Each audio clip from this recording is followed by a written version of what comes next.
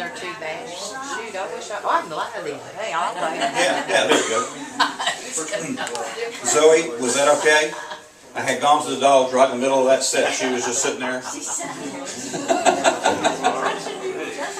You know, there's all over the country, just about every state has similarities.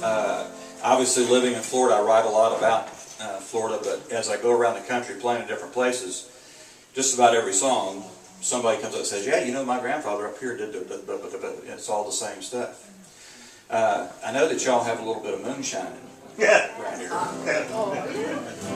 Now, most people think moonshine is just a mountain thing, but it's not. It's everywhere. And in Florida, boy, it's big. Down there we got two kinds of shine. We've got cane shine down in South Florida, made out of sugar cane, more like rum from Cuba. Probably north of Orlando and more, it's all, you know, corn liquor. It's all made from corn or some other kind of grain, but mostly corn. I got to talking to a lady up in the Panhandle a couple of years back who's a 7th generation Floridian. Now, in Florida, and I think there's some of that here in Texas, in Florida, the folks that are multi-generation from there and are still there are rare. We're getting rarer all the time. Everybody's from somewhere else, and they've come in and took over. But I'm a 4th generation, so her 7 generations makes me look like a newcomer. But she was talking about how her grandfather and her dad back during the Depression had been trying to support the entire family off the family farm, just cobbled together pieces of land they had. And, you know, like these days, they weren't making it. So despite their strict Baptist upbringing and their strong moral fiber, they went to make a little moonshine. Not a lot, mind you, just enough to get by. They had a very select clientele, and her grandpa in particular was very proud of what he made, said it was smooth. Now, I've had some moonshine. A lot of moonshine. Unless you're putting something else in it, it ain't smooth. I just say about it. So I'm kind of thinking Grandpa is either deluded or a liar. But he was so proud of it that they made up labels. Now think this back in the Depression. They made up labels to put on the jars and the jugs. They had a brand name. She still had one of the little labels in a little baggie. She showed it to me. They called it Yellow Butter Moon.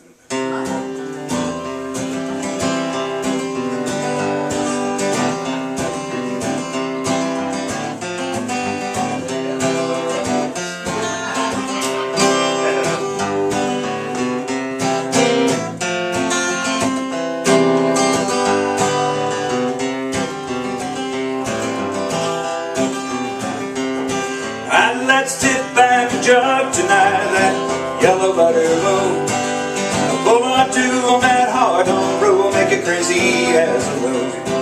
It'll light a fire up inside you, make you step to a lively tune. Let's tip back a jug tonight of that yellow butter moon, yellow butter moon. Shine down through me with the light so true. There's love and life in the burn in the body like yellow butter moon. My grandpa made corn liquor, yeah, he's still back in the woods. He would have made his living from farming, but the times they weren't so good. When you're married with 6 children, a lot of hungry mouths to feed, you do anything that you gotta just to give them what they need. Yellow butter moon, shine down through me with the light so true. There's love and life in the bird and the bite of that yellow butter moon. Now she told me that Grandpa's clientele included prominent folks like the local sheriff and all his deputies. Consequently, when the revenue man was coming, Grandpa wasn't everywhere he thought he was. Because the sheriff and his deputies loved Grandpa's corn squeeze brew, and thirst came way before duty if it'd save him a jug or two.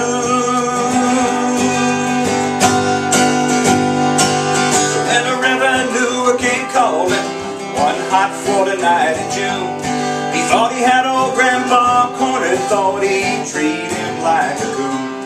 But when he jumped out into that clearing, he must have felt like such a buffoon. 'Cause all he found was a paper label that read, "Yellow butter moon, yellow butter moon, shine down through me with the light so true. There's love and life in the bird and the bite of that yellow butter moon. Oh, there's love and life in the bird and the bite of that yellow butter moon."